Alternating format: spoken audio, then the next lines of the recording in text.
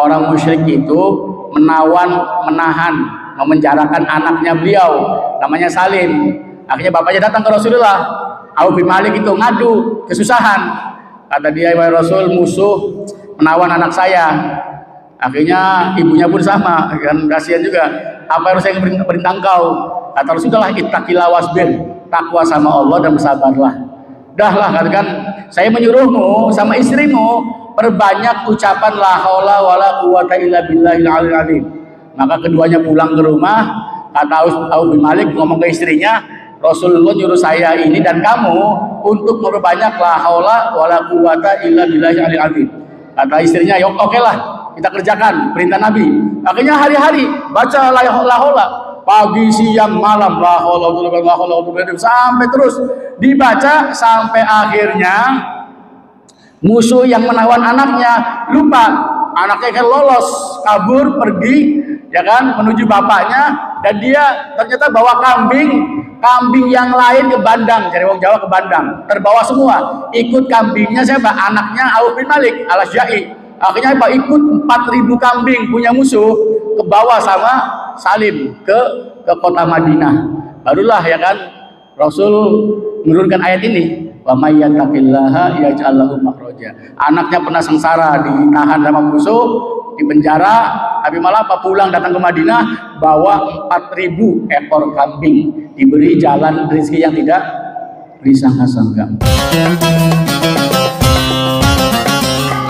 Assalamualaikum warahmatullahi wabarakatuh. Innal hamdalillah nahmaduhu wa nasta'inuhu wa nastaghfiruh wa na'udzu billahi min shururi anfusina wa min sayyiati a'malina. May yahdihillahu fala mudilla lahu wa may yudlil fala hadiya lahu. Asyhadu an la ilaha illallah wahdahu la syarika lahu wa asyhadu anna Muhammadan 'abduhu wa rasuluh sallallahu alaihi wa ala alihi wa sahbihi wa sallama tasliman katsiran katsiran. Amma ba'd. Hadirin sekalian, jemaah salat maghrib yang dirahmati Allah Subhanahu wa taala. Insyaallah pada pertemuan kali ini saya akan menyampaikan hadis yang ke-18 dari kitab Al-Arba'in An-Nawawiyah. Kitab yang masyhur, 40 hadis tentang dasar-dasar agama. Ini hadis yang ke-18. An Abi Dzarrin Jundub bin Junadah, dari Abi Dzar Jundub bin Junadah, wa Abi Abdurrahman Mu'ad bin Jabal, an Rasulullah SAW, dari Rasulullah SAW, kalau dia bersabda, ittaqillaha haitsuma kunta, bertakwalah kamu kepada Allah dimanapun kamu berada, wa atbi'is sayyi'atal hasanata, dan ikuti keburukan itu dengan kebaikan, tamhuha, niscaya kebaikan akan menghapuskan keburukan, wa khaliqin nasa, dan pergaulilah manusia bi khuluqin hasanin, dengan akhlak yang baik. Rawahu Tirmidzi, ini hadis riwayat Imam Tirmidzi, dan dia mengatakan hadisun hasan, hadisnya hasan. Dalam sebagian naskah hasanun sahih, hasan sahih. Jadi ini hadis dari Abu Dzar radhiyallahu anhu al-Ghifari, karena dari suku Ghifar. Namanya para ulama beda pendapat, tapi yang masyhur nama beliau adalah Jundub ibnu Junadah. Ini nama beliau. Jadi disebut dengan Abu Dzar, namanya kan Jundub bin Junadah. Kunyahnya, julukannya Abu Dzar. Bapaknya Dzar, Dzar itu Dzarrah. Dzarrah itu biji sawi, sekecil semut. Ada yang mengatakan disebut Abu Dzar, bapaknya Dzar. Dia punya anak namanya Dzar. Akhirnya diberi kunyah dengan ke anaknya. Kalau punya anak Muhammad, Abu Muhammad. Punya anak Ahmad, Abu Ahmad. Nah, ketika anaknya Dzar tadi mati, maka beliau lewat di atas kubur anaknya. Kata beliau, ya Dzar, qad syaghalana al-huznulak.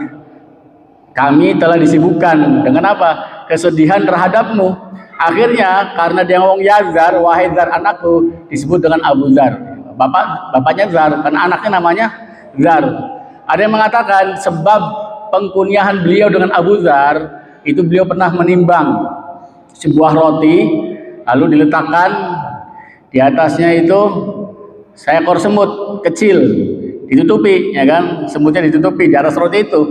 Kemudian ditimbang, pas ditimbang ternyata semut tadi tidak menambah sedikit pun timbangan roti tersebut. Maka kata beliau, unzuru ila hadza, lihatlah oleh kalian semua ke roti ini, sedikit pun tidak nampak ada peningkatan dalam timbangan dunia. Tapi timbangan akhirat, kata beliau, walaupun kecil juga hanya satu dzarrah, sekecil semut, ya kan, itu semua ada pengaruhnya. Jadi kalau di akhirat itu, ya jangankan kecil, kata Allah, wa may ya'mal mithqala dzarratin khairan yarah. Siapa yang beramal kebaikan walaupun dzarrah, sekecil semut, yarahu, dia pasti akan melihatnya. Ada hitungannya. Kalau di dunia, ya semut ditaruh di atas roti, ditimbang, nggak ngaruh sama sekali, tidak berpengaruh sama sekali. Tapi di timbangan akhirat itu semuanya akan berpengaruh.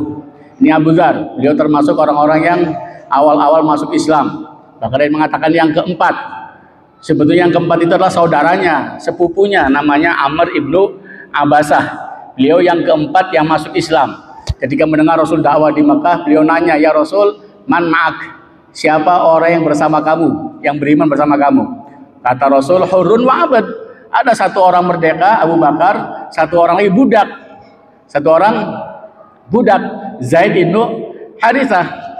Maka kata Amr bin Abasah, ana rabi'ukum, saya insya Allah masuk orang yang keempat di antara kalian. Itu sepupunya Abu Dzar. Makanya wajar Abu Dzar pun dan mengatakan orang yang keempat masuk Islam awal-awal. Sebab Islamnya, beliau itu ketika sampai kepada beliau Abu Dzar, munculnya seorang nabi di Mekah dan mengaku-ngaku menjadi nabi, maka dia mengutus saudaranya namanya Anis untuk datang pada nabi untuk mencari kabar tentang beliau. Ketika pulang dari Nabi, ya Abu Dzar nanya sama saudaranya apa yang dia lihat.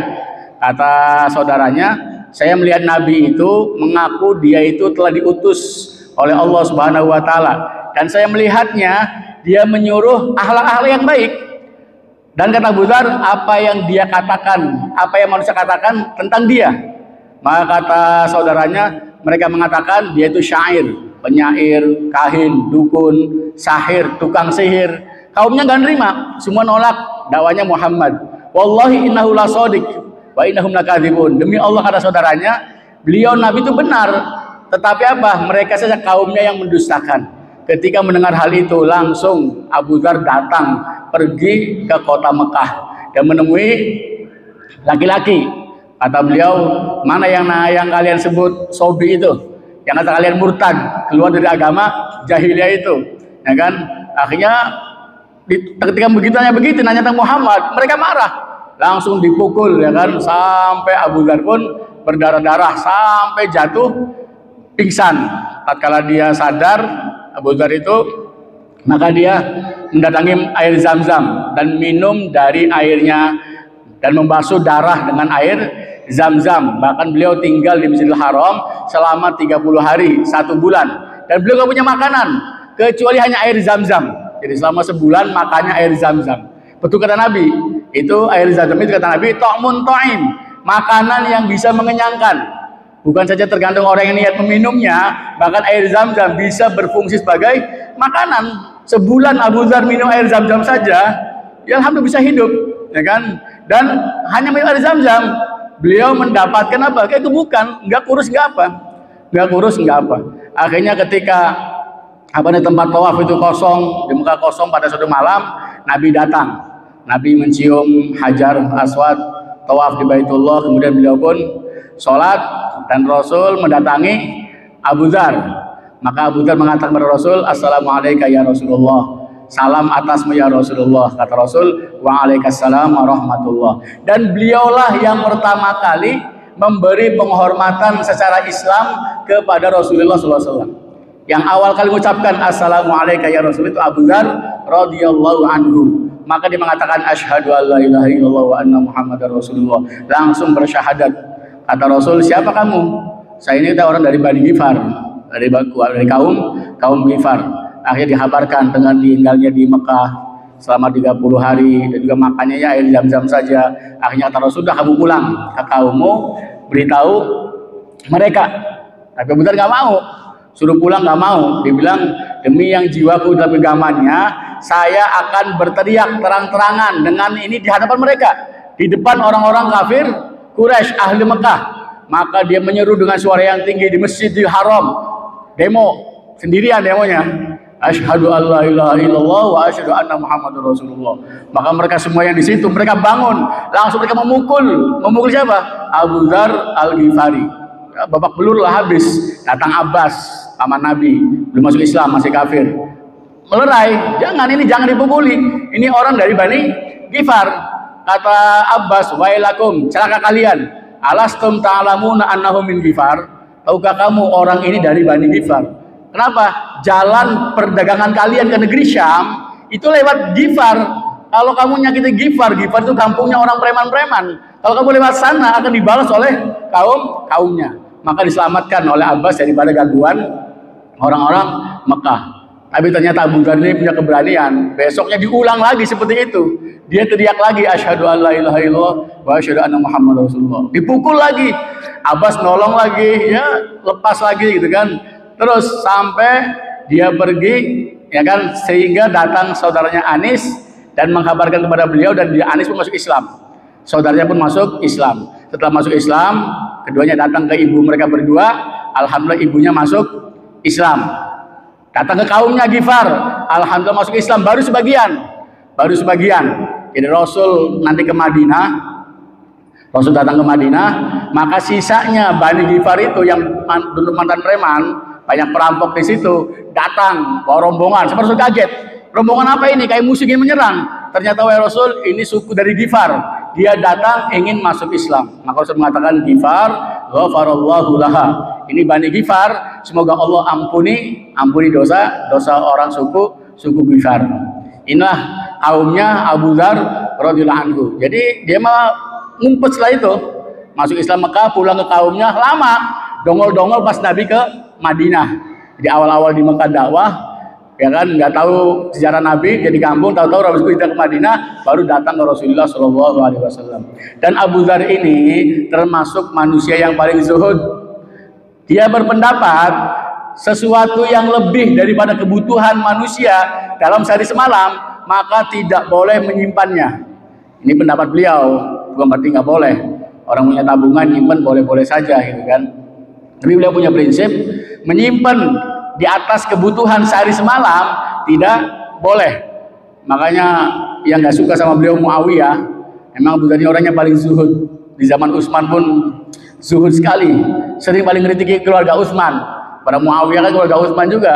Pas dia jadi khalifah, waduh repot tuh, ini ada Abu Dzar, pengen ditangkap, dilawan sahabat Nabi utama, malah orang-orang yang awalun dibiarkan, kadang ngomongnya nggak enak, sering kritiki. Maka Muawiyah ini pernah ngirim 1.000 dinar. 1.000 dinar itu kalau sedinar 4 gram seprapat, bikin segramnya 1 juta, 4 juta kali 1.000, 4 miliar kan. Bawa 4 miliar ke siapa? Kabar Abu Dzar lewat seseorang untuk muji beliau. Datang ke Abu Dzar dan kata dia, wahai Abu Dzar, Muawiyah, ya kan, ini ngirim ini uang 1.000 dinar kepada kamu. Jadi ambil, dikasih sama khalifah, presiden, kan halal-halal saja. Diambil, akhirnya apa, dibagi-bagi semuanya. Tidak ada yang tersisa sedikit pun. 1.000 dinar habis. Dapat pagi, sore habis. Kemudian datang lagi itu dengan perintah Muawiyah. Kata dia, wahai Abu Dzar, saya itu salah memberi. Itu tuh bukan buat kamu. Dia itu mengutus saya dengan uang 1.000 dinar untuk selain kamu. Saya takut gitu kan, saya ini akan dihukum sama Muawiyah. Kata dia, wahai si fulan, jangan takut, ya kan, itu harta memang pagi saya dapat, sore sudah habis, tapi jangan takut, sabar, sehingga datang pada kami uang yang lain, kami akan bayarkan kepada kamu. Seperti itulah zuhudnya Abu Dzar. Dapat uang 1.000 dinar saja langsung habis, dihabiskan buat dibagi-bagi. Dan beliau itu termasuk ya gudangnya ilmu. Bahkan Rasul mengatakan tidak ada orang di atas bumi, di kolong langit, asdaqulah jatan min Abi Dzar, yang paling jujur perkataannya selain Abu Dzar. Paling jujurnya orang, tapi beliau lemah. Maka Rasul nggak boleh dia itu jadi pemimpin.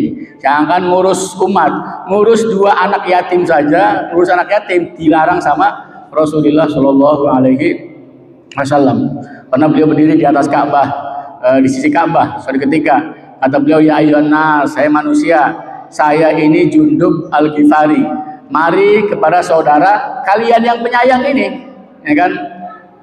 Dan kata beliau, apa pendapat kalian kalau ada seseorang ingin pergi, tapi dia nggak bawa bekal yang layak dalam perjalanannya? Apakah dia perlu bawa bekal? Kata orang, iya harus bawa bekal. Maka kata Abu Dzar, fasafarul qiyamati ab'adu mimma turidun. Perjalanan ke hari kiamat itu lebih jauh dari apa yang kalian inginkan. Fakhudhu ma yuslihukum. Ambillah apa-apa yang buat kebaikan kalian. Wa ma yuslihuna, apa yang layak buat kita wahai Abu Dzar? Kata Abu Dzar, ya hujjatan, hajilah kalian. Hajilah atau berpuasalah di hari yang sangat panas untuk menghadapi hari kiamat, atau sholat 2 rakaat di tengah malam untuk menghadapi sepinya kubur. Ini buat teman nanti di alam kubur. Dan Abu Dzar masa tuanya tinggal di Robadah. Di Robadah itu ya diasingkan sama Khalifah Utsman karena memang banyak mengkritiki. Itu tempat tinggal orang haji Irak, biasanya 3 marhala dari Madinah. Beliau meninggal di Robadah itu, istrinya nangis. Kata Abu Dzar, apa yang membuatmu nangis? Kata istrinya, ya saya nggak punya apa-apa. Saya nangis, kenapa? Kamu ini mati di padang Sahara, ditowang lah, atau dermayu mah, ditowang. Ya kan, ditowang, kita nggak punya baju yang cukup buat mengkafani Anda. Kata dia, wahai istriku jangan nangis, bergembiralah. Kenapa? Saya mendengar Rasulullah SAW bersabda, akan satu orang, saya ini adalah diantara mereka. Kata Rasul, la yamutanna rajulun minkum bi falatin minal ardi yashhaduhu isabatu minal mu'minin. Akan mati seorang laki-laki dari kalian ditowang di sawah, di tanah nggak ada perkampungan, nggak ada orang, akan disaksikan oleh berapa segelintir dari kaum mukminin. Dan kata Abu Dzar, itu semua orang-orang sudah mati kecuali saya seorang. Saya lah yang akan mati, dia di tempat towang tersebut, ya kan, di tempat tersebut. Akhirnya apa? Fabsiri tori wa istriku, carilah jalan.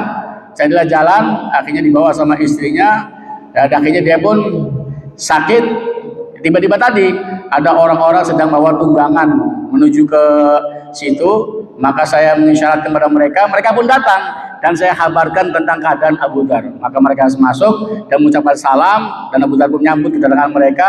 Akhirnya disampaikan kejadian tersebut. Akhirnya ada yang bilang, saya punya baju, insya Allah cukup buat kafan, ya kan, kafan daripada suamimu Abu Dzar ini. Akhirnya dikafani dengan kafan yang datang daripada orang tersebut. Jadi Abu Dzar itu masya Allah dikafani dengan apa? Selendang yang dibawa laki-laki yang datang tadi dari perjalanan, yang lewat ke kampungnya. Itu masya Allah zuhudnya Abu Dzar. Maka dia mengatakan, beliau berwasiat pada istrinya dan pembantunya supaya memandikan dia. Jadi kalau istri mandikan suami boleh, ya kan? Istri mandikan suami kalau meninggal itu boleh, dengan kesepakatan para ulama. Atau sebaliknya, suami mandikan istri. Kalau selain pasangan nggak boleh, hatta anaknya nggak boleh. Bapak meninggal, anak perempuan mandikan nggak boleh. Ibu meninggal, anak laki-laki memandikan nggak boleh, haram hukumnya. Ya, kalau sudah akil balik dilarang. Orang tua saja mandikan anak itu dibolehkannya hanya di bawah umur 6 tahun. Terserah laki-laki mengenai anak perempuan boleh asal 6 tahun, di bawah 6 tahun. Atau ibunya ngendik anak laki. Kalau sudah lewat 6 tahun, 7 tahun, nggak boleh memandikan lawan jenis, ya kan? Ya perempuan sama perempuan, laki sama laki-laki. Apalagi orang tua sudah mati, ya kan?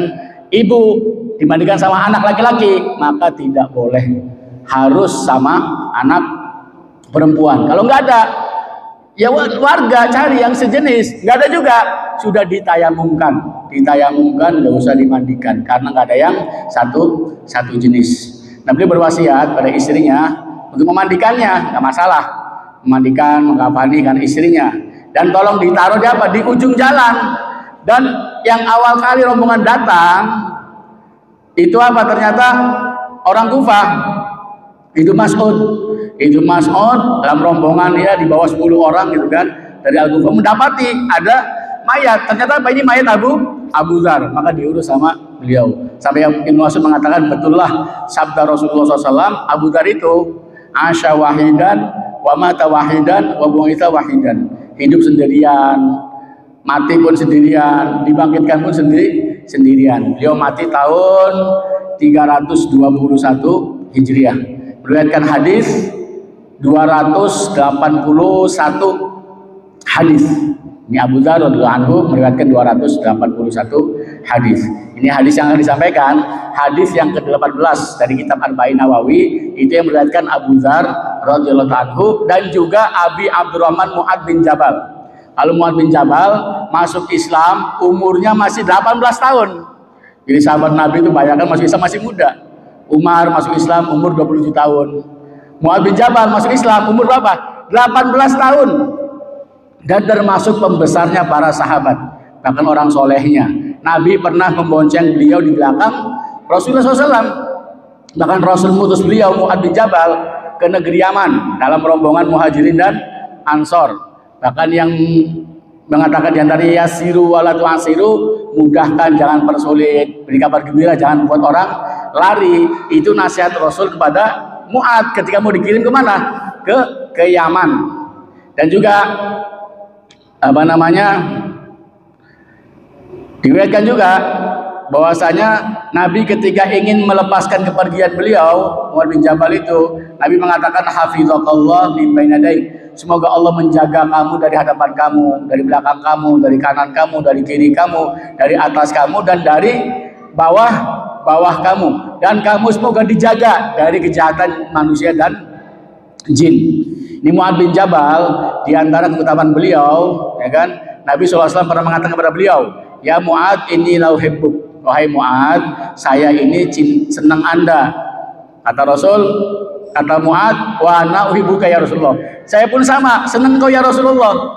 Maka kata Rasul, fala tada', jangan tinggalkan, antakula fi duburi kulli sholatin, engkau ucapkan selepas setiap sholat, Allahumma a'inni ala dzikrika wa syukrika wa husni ibadatik. Ya kan, ini selepas sholat.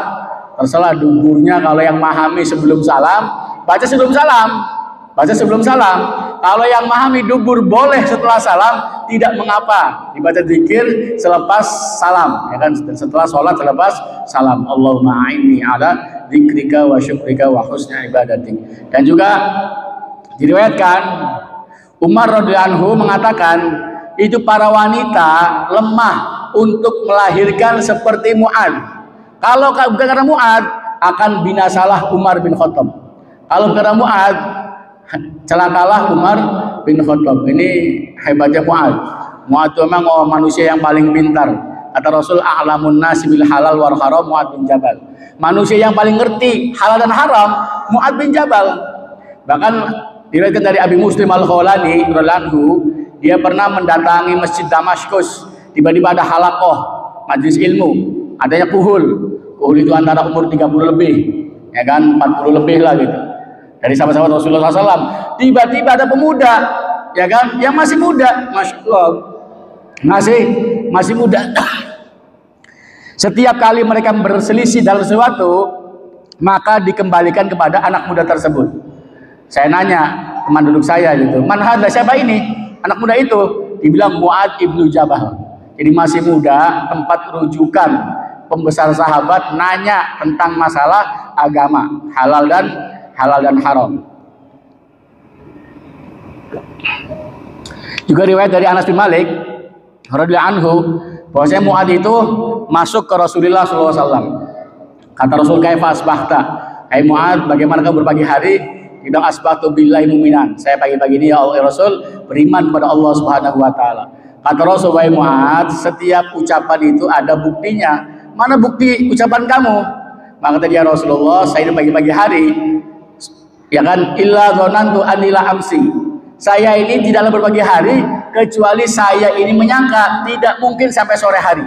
Bayangkan, Kalau saya hidup di pagi hari, saya ini nggak tahu sampai nggak nanti di sore hari masih hidup. Kalau saya di sore hari, saya pun nggak menyangka saya ini akan hidup sampai pagi. Dan tidaklah saya melangkahkan kaki kecuali saya menyangka tidak mungkin diikuti oleh langkah yang lain. Jangan saya ini melihat kepada seluruh umat, semuanya tunduk, ya kan? Semuanya apa? Tunduk, ya kan? Duduk di atas lututnya kepada di hadapan Allah Subhanahu wa taala. Kullu ummatin tud'a ila kitabiha. Setiap umat akan dipanggil kepada catatannya. Di antara bersama dia ada nabinya, ada patung-patungnya yang mereka disembah di dunia selain Allah Subhanahu wa taala. Dan seakan-akan kata Mu'adz bin Jabal, saya melihat siksa ahli neraka dan pahala ahli surga. Itulah keimanannya Mu'adz bin Jabal. Maka Rasul, qad arafta falzam. Engkau sudah tahu wahai Mu'adz, maka apa? Tetapilah hal itu. Bahkan juga dinukil dari Ka'ab bin Malik radhiyallahu anhu, dia mengatakan Mu'adz itu pemuda syaban jamilan samhan. Pemuda yang ganteng, orangnya yang masya Allah lembut gitu kan. Bahkan min khairi syubani qaumihi, terbaik, pemuda terbaik dalam kaumnya. La yas'alullaha syai'an illa atahu. Tidaklah orang minta karena Allah sesuatu kepada beliau, pasti beliau memberikannya. Tapi diriwayatkan juga ada orang Yahudi itu menghutangi beliau. Karena dia utang sama Yahudi, Yahudinya nagih hutang. Waktu itu hari Jumat, ditagih hari Jumat sama Yahudi, beliau pernah ngumpet di rumahnya, nggak mau keluar. Sampai sholat Jumat pun beliau nggak datang. Ketika selesai sholat, Nabi nggak melihat Mu'adz di masjid. Ya kan, besoknya tuh datang Mu'adz, Rasul nanya, ya Mu'adz, takhallafta anil Jum'ah, engkau ini nggak pergi Jumatan, kenapa? Ya Rasulullah alayadain, saya punya hutang ke orang Yahudi itu gitu kan, saya nggak ada uang, maka saya ngumpet, malu gitu ketemu orang Yahudi. Maka kata Nabi, wahai Mu'adz, mau nggak saya ajari doa? Kalau kamu punya hutang sebesar gunung Uhud pun, ya kan emas, Allah pasti akan lunasi hutang Anda. Ya pengen ya Rasul, apa doanya? Kata Rasul, wahai Mu'adz, ucapkan Allahumma ya farijal ham wa kashifal gham wa mujibad da'watil mutarrin. Ya Allah yang melapangkan kesulitan, yang menyingkap bahaya, yang mengijabah doanya orang yang terpepet. Rahmanad dunya wal akhirah wa rahimahuma, pemberi di dunia dan akhirat, bahkan penyayang di keduanya. Irhamni fi qada'i daini, sayangi aku ya Allah dalam pelunasan hutangku. Rahmatan tughdini bi an rahmati man siwak.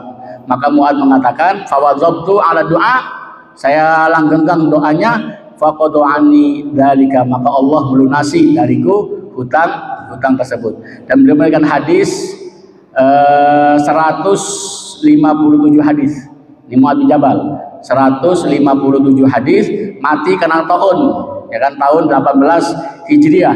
Umurnya masih ada yang bilang 33, 34, ada yang bilang 38. Ambil yang tingginya aja 38 tahun, masih muda, di bawah 40 tahun.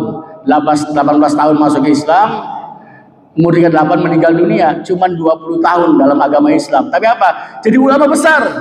Jadi ulama besar, Masya Allah, 20 tahun dalam Islam, masih muda umur, tapi apa? Fatwanya banyak, hadis-hadisnya 100 berapa tadi? 57 yang diriwayatkan oleh Mu'adz bin Jabal. Semoga Allah meridhoi keduanya, ya kan? Nah, ini hadis dari Jundub bin Junadah atau Abu Dzar dan Mu'adz bin Jabal radhiyallahu anhu. Apa sabda Nabi? Nabi mengatakan, ittaqillah, bertakwalah kepada Allah. Ini hadis dari dua orang, cuman sabdanya satu orang. Ittaqillah satu orang, bertakwalah kamu kepada Allah, bukan kalian berdua, satu orang. Kemungkinan kata ulama ini perintah khusus kepada Abu Dzar tapi didengar oleh Mu'adz, atau nasihat ini buat Mu'adz didengar oleh Abu Dzar, atau mungkin untuk selain Abu Dzar dan Mu'adz tapi keduanya mendengar, ya kan, hadis tersebut. Maka Rasul pakai domainnya satu, ittaqillah, bertakwalah kepada Allah, satu orang, bukan dua orang. Jadi mana ittaqillah adalah takutlah kamu kepada Allah, takutlah siksanya, takutlah nerakanya. Haitsuma kunta, dimanapun kamu berada, di mana saja, kapan saja, di mana saja kamu, hendaklah kamu takut kepada Allah. Kenapa? Allah melihat kamu, Allah mengetahui kamu dalam setiap keadaanmu, Tidak ada yang tersembunyi sedikit pun bagi Allah, ya kan? Bagi Allah. Pada diri kamu tidak ada. Bahkan ini nasihat termasuk jawamiul kalim, ucapan yang mencakup. Jadi takwa ini walaupun lafadznya singkat gitu kan, pendek, takwa, tapi jami'an likulli khair, mencakup semua kebaikan. Apa itu takwa? Karena takwa adalah menjauhi semua larangan Allah dan melakukan semua perintah Allah Subhanahu wa taala. Walaupun para ulama salaf berbeda pendapat tentang makna takwa, ya kan, tentang pengertian takwa. Ada yang mengatakan, kalau Ibnu Abbas, kata beliau, takwa itu al-muttaqun adalah orang yang bertakwa adalah alladzina yahdharuna minallah wa uqubatihi wa yarjuna rahmatah. Orang-orang yang takut dari Allah dan siksanya dan mengharapkan rahmat Allah Subhanahu wa taala. Ini kata Ibnu Abbas. Kata Umar bin Aziz mengatakan, takwa Allah adalah tarku ma haramallah wa ada'u ma aftaradallah. Meninggalkan apa yang Allah haramkan, melakukan apa yang Allah wajibkan. Kalau kata Tolak bin Habib, at-taqwa ialah, ini yang masyhur, antamala bi taatillah ala nuri minallah tarti sawaballah. Engkau mengamalkan taat kepada Allah di atas cahaya dari Allah, mengharapkan pahala Allah. Dan kau tinggalkan maksiat kepada Allah di atas cahaya daripada Allah karena takut siksaan Allah. Beda dengan pendapat Ali bin Abi Thalib. Ketika beliau ditanya apa itu takwa, wahai Ali, beliau mengatakan at-taqwa adalah al-khaufu minal jalil, takut kepada Allah yang maha agung. Wal amalu bitanzil, mengamalkan Al-Qur'an. Waridha bil qalil, puas dengan yang sedikit dari Allah. Wal isti'dadu liyaumir rahil, persiapan untuk menghadapi perjalanan yang sangat panjang. Juga Ibnu Mas'ud menafsirkan takwa itu pada firman Allah taala, ya ayyuhalladzina amanu taqullaha haqqa tuqatih. Hai orang-orang yang beriman, bertakwalah kepada Allah sebenar-benar takwa. Maka beliau mengatakan, Ibnu Mas'ud, maksudnya takwa adalah an yuta'a fala yu'sa. Allah itu hendaknya ditaati, jangan didurhakai. Wa yuzkara wa la yunsa. Allah diingat, jangan dilupakan. Wa an yushkara, Allah disyukuri. Fala yukfaro, maka jangan dikufuri. Jangan dikufuri. Sebagian orang yang arif kepada Allah, dia ngomong ke gurunya, "Ausini, wasiati saya." Maka kata gurunya, "Usika biwasiyati rabbil alamin lil awwalin wal akhirin." Saya akan berwasiat kepadamu dengan wasiatnya Tuhan semesta alam terhadap orang yang pertama dan orang yang terakhir. Apa wasiatnya? Ya wasiat takwa. Kata Allah, "Walaqad wasaynal ladzina utul kitaba min qablikum wa iyyakum an ittaqullah." Sungguh telah kami wasiatkan kepada orang-orang yang diberi Alkitab sebelum kalian dan kalian semua hendaklah bertakwa kepada Allah. Jadi orang dulu, orang sekarang, Allah berpesan, pesannya apa? Sama, takwa, anittaqullah, supaya kalian semua bertakwa kepada Allah Subhanahu wa taala. Ada laki-laki datang ke Yunus bin Ubaid rahmatullahi alaih. "Ausini, wahai Syekh Yunus, wasiati saya, nasihati saya." Maka kata beliau, "Usika bitaqwallahi ta'ala wal ihsan." Aku wasiati hendaklah kamu bertakwa kepada Allah dan berbuat baik. Kenapa? Karena kata beliau, "Innallaha ma'al ladzina taqaw wal ladzina hum muhsinun." Karena Allah bersama orang-orang yang bertakwa dan orang-orang yang mereka berbuat baik. Kalau orang punya takwa, punya ihsan, insyaallah ma'iyatullah, Allah selalu bersama dia. Imam Ghazali rahimahullah mengatakan at-taqwa kanzun aziz. Takwa itu apa? Perbendaharaan, simpanan yang mulia, ya kan? Simpanan yang mulia, masya Allah. Permata, rizki yang mulia, kerajaan yang besar. Kenapa? Semua kebaikan dunia dan akhirat terkumpul dalam kalimat takwa tersebut. Maka kalau orang punya takwa, masya Allah, ini takwa faedahnya sangat banyak. Jadi wasiat pertama ini wasiat takwa, ittaqillah. Faedahnya banyak. Orang kalau punya takwa akan dijaga hidupnya, dijaga dan diberi keamanan dari musuh-musuhnya. Allah mengatakan wa in tasbiru wa tattaqu la yadurrukum kaiduhum syai'a. Kalau kalian bersabar, kalau kalian bertakwa, maka sedikit pun tidak berbahaya tipu daya mereka, musuh-musuh Allah Subhanahu wa taala.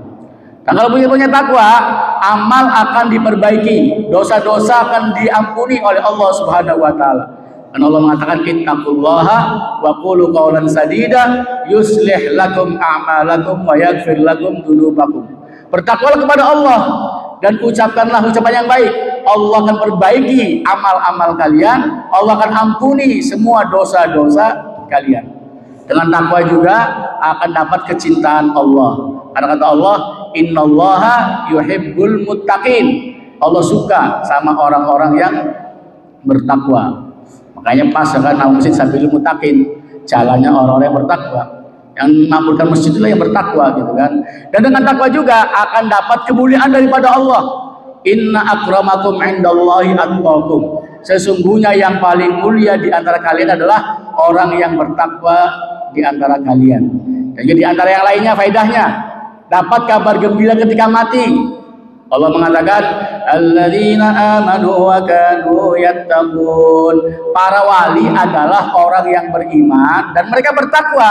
Apa janji Allah buat mereka? Lahumul busyra fil hayatid dunya wa fil akhirah. Bagi mereka kabar yang baik, kabar gembira dalam kehidupan dunia maupun di akhirat. Senang terus dikasih kabar, senang terus oleh Allah Subhanahu wa taala.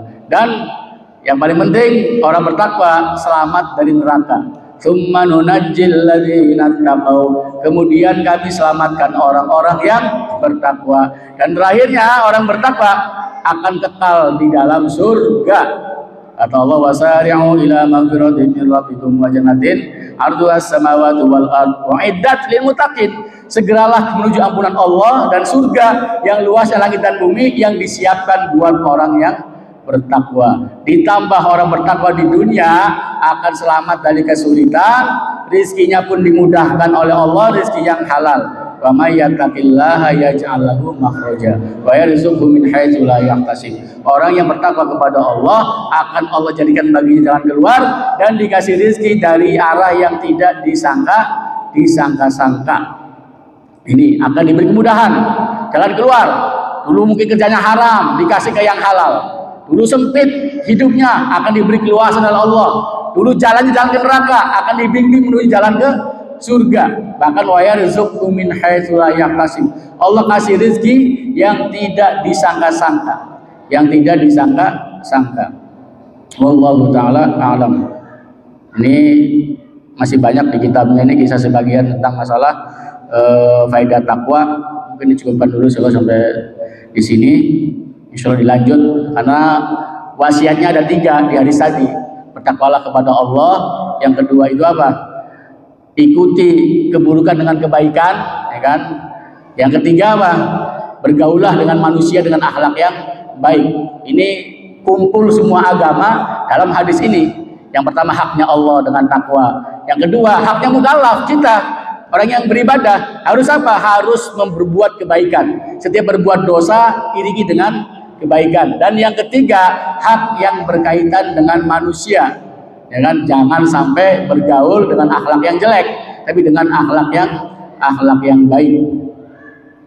Nah ini masih ada. Jadi ini mu'alif ini menjelaskan tentang takwa saja, beliau belum selesai pembahasan tentang takwa. Jadi ini orang takwa itu masya Allah dijanjikan jalan keluar dari segala masalahnya dan akan dikasih rezeki yang tidak disangka-sangka. Bahkan Ibnu Abbas mengatakan, ya ja'alahu makhraja, Allah jadikan baginya jalan keluar. Maksudnya apa? Dari syubhat-syubhat dunia, dia ada jalan keluarnya. Dari mungkin sakaratul maut, dari ngerinya hari kiamat, ada jalan keluarnya. Dan wa may yattaqillah yaj'al makhraja ini ayat ini turun kepada sahabat Nabi yang namanya Auf bin Malik al-Ashja'i. Ini isyanya jam berapa nih? Masih ada waktu? 2 menit lagi? Oh, nggak keburu ya. Ini mau cerita asbabun nuzul ayat wa may yattaqillaha yaj'al lahu makhraja. Turun pada Auf bin Malik al-Ashja'i. Intinya orang musyrik itu menahan, memenjarakan anaknya beliau, namanya Salim. Akhirnya bapaknya datang ke Rasulullah. Auf bin Malik itu ngadu kesusahan. Kata dia, wahai Rasul, musuh menawan anak saya. Akhirnya ibunya pun sama, kan kasihan juga. Apa harus saya perintah engkau? Kata Rasulullah, ittaqillah wasbir, takwa sama Allah dan bersabarlah. Dahlah, katakan, saya menyuruhmu sama istrimu perbanyak ucapan la haula wala quwata illa billahil aliyil azim. Maka keduanya pulang ke rumah. Kata Auf bin Malik ngomong ke istrinya, Rasulullah nyuruh saya ini dan kamu untuk memperbanyak la haula wala quwata illa billahil aliyil azim. Kata istrinya, ya oke lah, kita kerjakan perintah Nabi. Akhirnya hari-hari baca la haula, pagi siang malam la haula wala quwata sampai terus dibaca sampai akhirnya musuh yang menawan anaknya lupa, anaknya kan lolos kabur pergi, ya kan, menuju bapaknya, dan dia ternyata bawa kambing yang lain ke bandang, dari wong Jawa ke bandang, terbawa semua, ikut kambingnya siapa? Anaknya Auf bin Malik al-Asja'i. Akhirnya apa? Ikut 4.000 kambing punya musuh ke bawah sama Salim ke kota Madinah. Barulah, ya kan, Rasul menurunkan ayat ini, wa may yattaqillaha yaj'al lahu makhraja. Anaknya pernah sengsara, ditahan sama musuh, di penjara, tapi malah apa, pulang datang ke Madinah bawa 4.000 ekor kambing, diberi jalan rezeki yang tidak disangka-sangka. Wallahu taala a'lam. Insyaallah dilanjut pada pertemuan yang akan datang insyaallah pada kesempatan nanti. Cukup insyaallah ya. Subhanallah bihamdihi subhanallah hamdika asyhadu an la ilaha illa anta astaghfiruka wa atubu ilaik. Assalamualaikum warahmatullahi wabarakatuh.